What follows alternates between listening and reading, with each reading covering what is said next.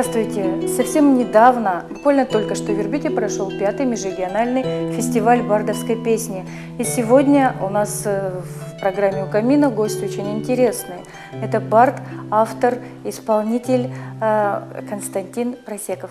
Просеков Константин Петрович, главный специалист по пропаганде авторской песни, президент клуба самодеятельной песни «Маримоша». Живет и работает в Челябинске. Родился 20 июля 1955 года. Окончил Челябинский политехнический институт. Музыкальное образование начальное и среднее. Владеет шестиструнной гитарой, баритоном и барабанами. Песни пишет на свои и чужие стихи. С 1968 года. Константин, скажите, пожалуйста, а вот вы пишете, исполняете, вернее, песни о себе или о ком-то еще? Нет, скорее всего, это не о себе, а от себя. То есть, если я песни пою свои, это все равно мое видение того, что я наблюдаю со стороны. А если я пою чужие песни, то это те песни, которые как бы примеряешь на себя и ощущаешь их как свои. То есть это все равно идет от себя. Вот такая цитата, это ваша цитата. Песня имеет многоуровневую смысловую структуру. А что это значит? Я знаю просто, что вот классическая музыка, она по своим законам пишется, а вот в музыке бардовской есть какие-то законы?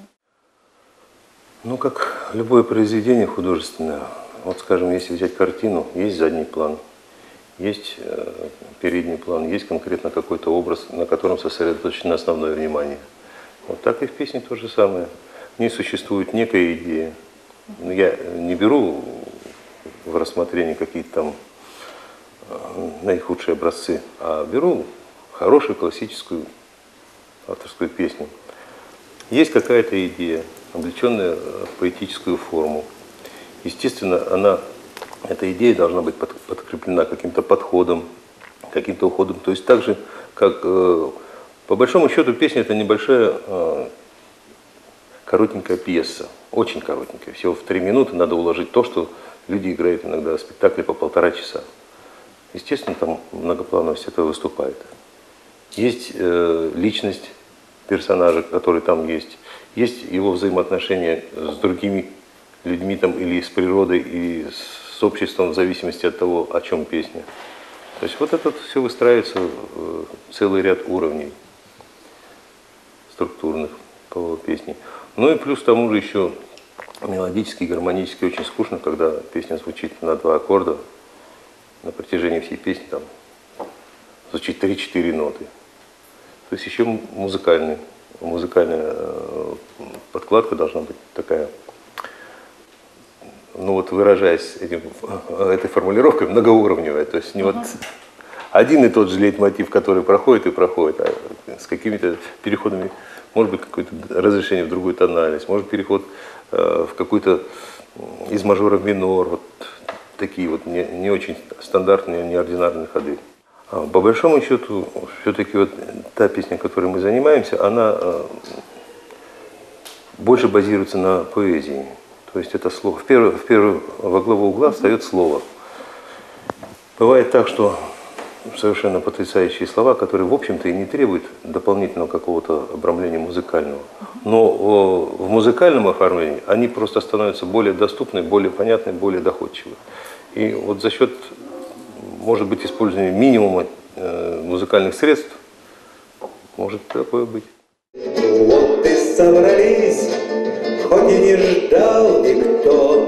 Спасибо вам, друзья, что есть еще на свете страна на берегу дымящихся костров и сцена, а на ней поющие поэты. Страна на берегу дымящихся костров и сцена, а на ней поющие поэты. Скажите, насколько я обладаю информацией, вы учитель Олега Митяева, это так? Нет, это не совсем так. Это уже где-то там, ну как обычно, байки обрастают все больше и больше. В общем, ситуация такая. Изначально Олег пришел к нам в клуб, ну, знал 2-3 аккорда. Вот. И в тот период у нас в клубе было 3 гитариста, которые знали побольше аккордов. Вот, собственно говоря, в чем мое учительство заключалось, это в том, что я ему показал где-то еще 5-6 аккордов, которые можно применять в тех или иных песнях. Вот и все. Так что учителем меня назвать сложно. Ну вот в вашем босоногом детстве вы сразу мечтали стать певцом, поэтом, бардом? Или были какие-то другие увлечения, нормальные мальчишеские? Я, честно говоря, уже в 4 года я выходил на крыльцо. У меня был такой концертный костюм, сатиновые трусы. Тогда, в принципе, это было у всех. И пел бабушкам песню «По дороге ночной проскакали ковбои». Вот, я ее знал наизусть. Бабушки тоже уже знали? Песня не моя. Вот, поэтому о бардовстве я даже не мечтал. Кого из музыкантов, которые на слуху, вы можете, ну вот, которые работают в авторской песне, вы можете отметить вот как вершину, к которой вы хотели бы стремиться? О, ну таких много. В свою бытность, когда только начинал Розенбаум, мне казалось, что это вот то, что я хотел бы писать, такие песни. Но действительно, те песни, они до сих пор поются, и, наверное, это пик его был творчества народного, я имею в виду, потому что то, что сейчас он пишет, это он пишет уже для себя, для сценического исполнения, то есть это уже конкретно законы эстрады, а вот для народного исполнения это те старые песни, как «Вальс Бастон», там, из этой серии, вот. Это старые песни, до 82-го где-то года.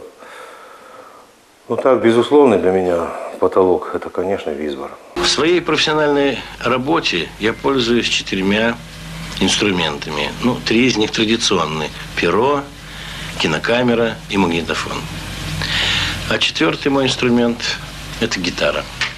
Милая моя, солнышко лесное, где, в каких краях встретишься со мною, милая моя, солнышко лесное, где, в каких краях встретишься со мною. Скажите, вот для того, чтобы написать действительно хорошую вещь, человек должен в этот момент страдать? И обязательно ли страдание для того, чтобы получилась хорошая вещь? Ну, вообще, как показывает практика и история, в основном, конечно, шедевры пишутся в те моменты, когда человеку что-то его не устраивает в жизни. Может быть, какая-то бытовая неустроенность. Но вот не случайно же очень много появилось туристских песен, потому что бытовая неустроенность существует в походе, там, в геологоразведке. Вот они пишутся. Тоска по родине, по близким, по жене, по друзьям, по девушкам. Вот. Или какая-то травма душевная, которая тоже подвигает на это дело. А когда человек сыт, ему что? Все хорошо. Голова-то об этом не размышляет, не думает. Вот. Или еще вариант, вот, скажем, Коля Старченков, у него больная душа просто вот за всю страну, что называется. Он действительно вот такой человек. И у него это все выплескивается в стихи. Ну, потом обрастает музыкой, получается песня. А так, чтобы вот сесть, и я сейчас напишу шедевр, посвященный, ну, скажем, не знаю, белокурый Жизель какой-нибудь, да? Так это, чтобы получился шедевр, это очень сложно. Я думаю, что это уже ремесло. Это уже ремесло. А в этом все-таки разница существует. Когда это идет изнутри, от собственной какой-то душевной боли, и когда ты уже начинаешь думать мозгами, складывать как кубики слово к слову, чтобы получилась более-менее стройная картина. Это уже так не получится шедевр. У вас никогда не было опасения того, что талант конечен? Вот вы талантливы, в какой-то момент тумблер щелкнул, и все. Ну, в общем-то, это нормальное явление. Дело в том, что действительно практически у каждого автора существует некий период, когда вот просто пик. Ну, приведу пример. Анатолий Киреев за 1 год написал 34 песни, причем каждая из них Ну, практически каждая из них. Но уж каждая вторая это точно. Это вот выдающаяся вещь. А спустя 4 года, он за 4 года написал одну. Это все нормально. Юрий Алексеевич Кукин, считаешь, гениальнейший у нас бард, очень много написал до 80-го года, после этого не пишет вообще. Где-то было у него сейчас пару песен, ну так, средней руки, скажем. На вопрос, я ему говорю: Юра, а чего ты, говорю, песен-то не пишешь? То зачем? Я уже все хорошее написал. И где-то я считаю, что он прав, да, был пик. Он выдал на гора максимум того, что у него было внутри, в душе, что накопилось. Вот. Возможно, придет второе дыхание. У Высоцкого тоже были периоды провальные, когда он писал песни. Ну, как ему казалось, что это песни хорошие, а на поверку оказалось, что они остались за бортом. То есть мы вспоминаем там какой-то период начала 60-х годов, середины 70-х, а где-то вот там есть 3-4 года, где просто вот выпадает из памяти эти песни, потому что они, ну, написаны были как-то, может быть, к какому-то событию, к спектаклю. Ну, этот событийный ряд, он должен, сопровождающийся песней, он должен быть поддержан этим событием. Либо это спектакль, либо там кинофильм. А если этого события нет, то песня как таковая уже пропадает. То есть вам не страшно? Нет, на самом деле в этом страшного ничего нет. Талант конечен. В нашей жизни все конечно, в конце концов.